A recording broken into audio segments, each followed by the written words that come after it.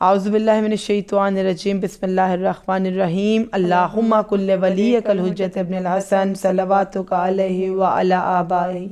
فی هذه الساعة وفی کل ساعة ولیا وحافظا وقائدا وناصرا ودلیلا وعینا حتی تسکنہ ارضک طوعا وتمتعہ فیہا طویلا برحمتک یا ارحم الراحمین۔ اللہم صلی علی محمد وآل محمد وعجل فرجهم اجمعین۔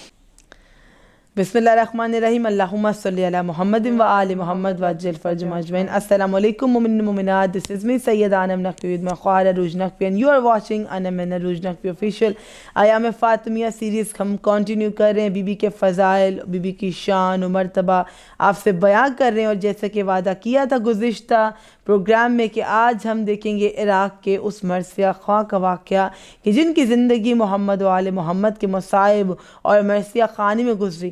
کتنا مقام ہوتا ہے ایک ذاکر اہل بیت کا،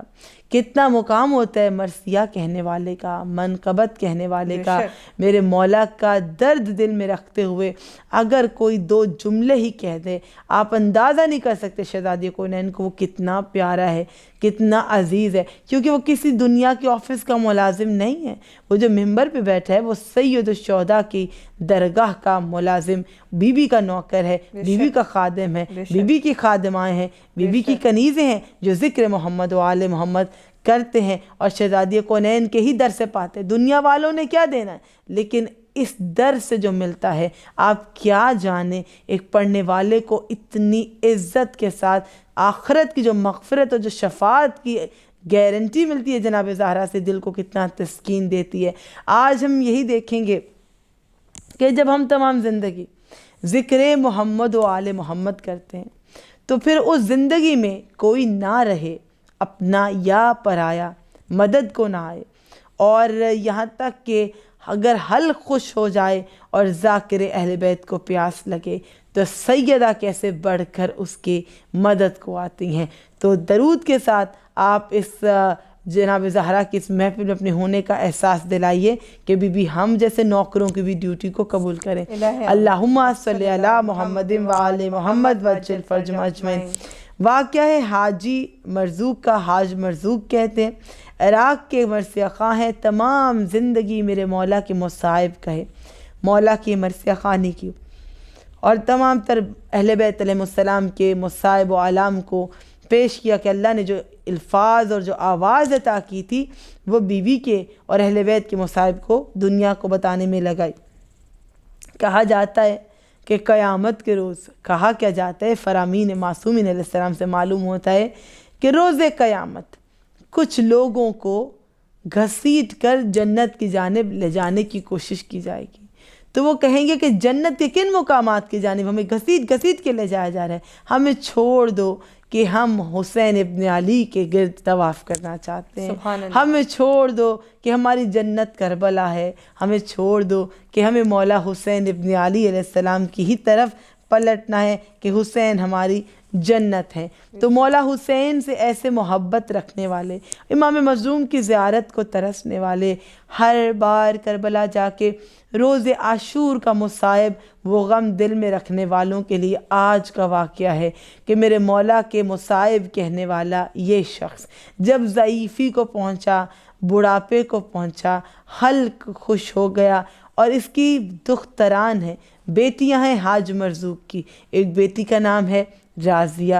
ایک کا نام ہے مرضیہ، ایک کا نام ہے فاطمہ۔ اللہم صلی علی محمد وآل محمد وعجل فرجهم اجمعین۔ حاج مرزوق بہت بڑے مرثیہ خواں ہیں، اور آپ ان کی معرفت کا مقام دیکھیے کہ اہل بیت سے عقیدت و محبت کے جب خدا نے بیٹیاں دی ہیں تو تمام بیٹیوں کے نام اس میں جناب سیدہ پہ ہی رکھے ہیں، یہ اسماء سیدہ ہیں جو ہم نے ابھی بتایا۔ تہران میں 2 ہاتھ کی ماتمداری کی بنیاد رکھنے والے بھی حاج مرزوق ہیں، یعنی دیکھیے کہ رسول خدا کے آل کے غم میں کس قدر کنٹریبیوشن ہے ان کا۔ اب خواب میں امام حسین علیہ السلام آئے، انہوں نے عزاداری کے لیے ان کو بلایا، اور اللہم صلی علی محمد وآل محمد وعجل فرجهم اجمعین۔ اب انہوں نے اپنے دوست کو بلایا ایک واقعہ بتانے کے لیے، اور اپنے دوست کو بلا کر کہا کہ ایک دن میں بخار میں مبتلا تھا، گلا میرا خشک ہو گیا، 3 میری بیٹیاں تھیں، رازیہ، مرضیہ اور فاطمہ،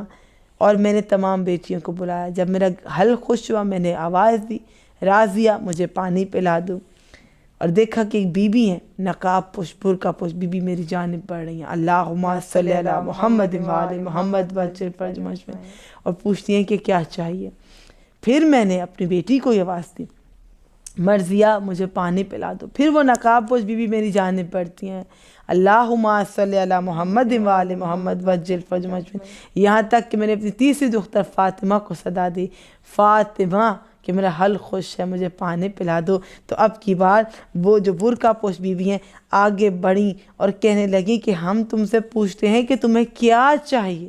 اور یہ کہنے لگے کہ یہ ادب کا تقاضا تھا کہ اس قدر باپردہ بیوی کہ جو چاہنے والے اور عقیدت مند اور ان کا مصائب کہنے والے ہوتے ہیں وہ پہچان جاتے ہیں۔ معرفت ایسی تھی کہ کہنے لگے بی بی آپ کے ادب کا تقاضا یہ کہ میں آپ سے مانگ نہیں سکتا، میں آپ سے کہہ نہیں سکتا۔ بی بی نے کیا کہا؟ بی بی نے کہا تمام زندگی تم نے ہماری نوکری کی، اور ہماری نوکری کرنے والے کا اتنا تو حق پہنچتا ہے، اتنا تو حق بنتا ہے کہ اب تم ہم سے کچھ مانگو اور ہم تمہیں عطا کریں۔ کہ بی بی نے پانی کا کوزہ لیا اور ان کو دیا، اور جیسے ہی پانی کا کوزہ لیا اس نے ہاتھوں میں، تو جناب زہرا کے سامنے اس نے اسی انداز سے پانی پیا جیسے تمام زندگی پیا کرتا تھا۔ کوزہ ہاتھوں میں تھا، کہنے لگے صلی اللہ علیہ یا ابا عبداللہ۔ جیسے یہ کہا جناب زہرا اشکبار ہو گئیں، سیدہ نے گریہ شروع کیا، کہا حاج مرزوق مجھے میرے حسین کے مصائب سناؤ۔ اور مصائب سید الشہداء کے لیے حاج مرزوق نے کہا کہ بیوی مجھے ڈاکٹرز نے آج کل الاؤ نہیں کیا میرے مرض کی وجہ سے، کہا ہم تمہیں کہتے کہ تم ہمیں وہی مرض خانی، وہی مصائب میرے مظلوم کربلا کے مجھے سناؤ۔ تو کہنے لگے جب بی بی نے کہا تو میں نے مصائب پیش کیے۔ نے پوچھا کہ بی بی میں کون سے مصائب پیش کروں؟ تو کہا کہ بی بی جانتی تھی کہ فرزند کو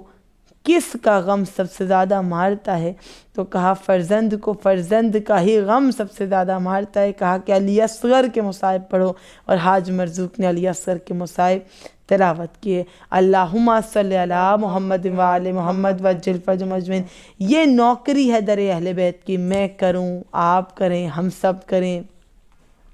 ہماری باقی خواہران کریں، ہمارے علماء کریں، لیکن اس در کی جو نوکری ہے اس میں کوئی دنیاوی چیزوں کا لالچ نہیں شامل ہونا چاہیے۔ اتنی پرخلوص نوکری کہ سیدہ بڑھ کے پوچھتی ہیں کہ میرے ذاکر،